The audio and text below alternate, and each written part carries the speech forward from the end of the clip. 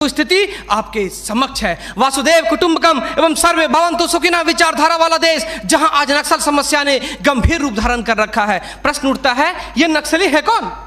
समाज के सबसे शांत, शहरों से दूर जंगलों में रहने वाले तथा खेतों के माध्यम से अपने जीवन यापन करने वाले वो लोग जो अपने पूर्वजों द्वारा दिए गए धरोहर को बचाने के लिए सरकार के खिलाफ हथियारबंद हो गए हैं और अंततः ये लोग नक्सली बनने पर मजबूर होते हैं। महोदय, आधुनिकीकरण के नाम पर उन गरीब आदिवासियों की जमीनों को छीन ली गई तथा उन्हें मजबूर कर दिया बंधुआ मजदूर बनने पर, किंतु आज उनकी अधिकारों की कोई बात तक नहीं करता। मन समर्पित, तन समर्पित और यह जीवन समर्पित। मैं पूछता हूं, देश की धरती तुझे क्या दूं, क्यों दूं और किस लिए न्यौछावर करूं अपना सब कुछ तुम पर? क्या इसलिए कि मुझे देशद्रोह जैसे शब्दों से नवाजा जाए या इसलिए कि मुझे फर्जी इनकाउंटर में मार दिया जाए? जी हां अध्यक्ष महोदय, कुछ ऐसा ही समय था जब मान्य सूरवीर लखन भैया सेहराबुद्दीन तथा तुलसीराम प्रजापति को फर्जी इनकाउंटर में मार दिया गया। यह कैसी विडंबना है महोदय, हमारे विपक्षी साथी द्वारा मानव अधिकार का संरक्षण किए बगैर ही राष्ट्रीय सुरक्षा की बात करते हैं। जब आम लोगों का कोई अधिकार ही नहीं हो तो इस स्थिति में राष्ट्रीय सुरक्षा का क्या मतलब? मैं पूछना चाहता हूं अपने विपक्षी साथियों से,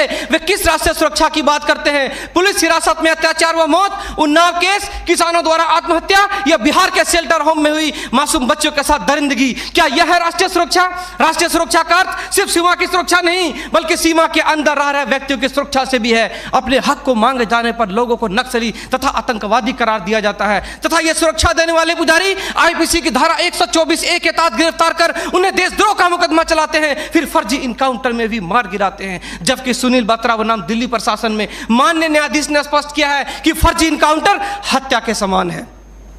10 जुलाई 2004 को मनोरमा देवी के साथ दुष्कर्म और उसकी हत्या तथा पूर्वोत्तर राज्य की महिलाओं द्वारा हम सुरक्षा बलों के समक्ष निर्वस्त्र होकर विरोध प्रदर्शन करना इस बात का द्योतक है कि हम सुरक्षा बलों ने arms force special power act का दुरुपयोग कर नाजायज फायदा उठाया है। वहां के लोगों को जबरन गिरफ्तार कर उसे मानसिक एवं शारीरिक रूप से प्रताड़ित किया है तथा उनकी बहु बेटियों के साथ दरिंदगी कर मानवता को शर्मसार किया है। यह देश की सभ्य समाज एवं लोकतांत्रिक शासन प्रणाली पर प्रश्नवाचक चिन्ह है। सीआरपीसी की धारा 41, 42, 107, 151 के तहत बिना वारंट गिरफ्तार करने की शक्ति, सीआरपीसी की धारा 129, 130 मजमे को तितर बितर करने की शक्ति और जरूरत पड़ने पर गोली चलाने तक की शक्ति इन सुरक्षा बलों को दी गई है। और कितने अधिकार दिया जाए इन्हें? तो दे दो रोलेक्ट एक्ट जैसा अंधा कानून और ढूंढते रहो इतिहास के पन्नों पर स्वतंत्रता एवं समानता जैसी शब्दों को। महोदय, आज जरूरत है चिंतन की, मंथन की, जागरूकता की, लोगों में विश्वास जगाने की। आज जरूरत है सुपर 30 जैसे संस्थानों की, ताकि अपने पथ से भटके हुए बच्चों को उचित शिक्षा,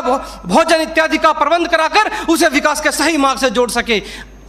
अंत में फैसला माननीय निर्णायक मंडल के पर छोड़ते हुए गुरुदेव रविन्द्रनाथ टैगोर की इन पंक्तियों के साथ मैं अपनी वाणी को विराम देना चाहूंगा कि मैं जीना चाहता हूं इंसानों की फौज के बीच में, मैं जीना चाहता हूं उगते सूरज की किरणों के बीच में, सुंदरता और सुगंध के बीच में। मेरी इच्छा है काश मिल जाए मुझे थोड़ी सी जगह इन जीने वालों के दिलों के बीच में। जय हिंद।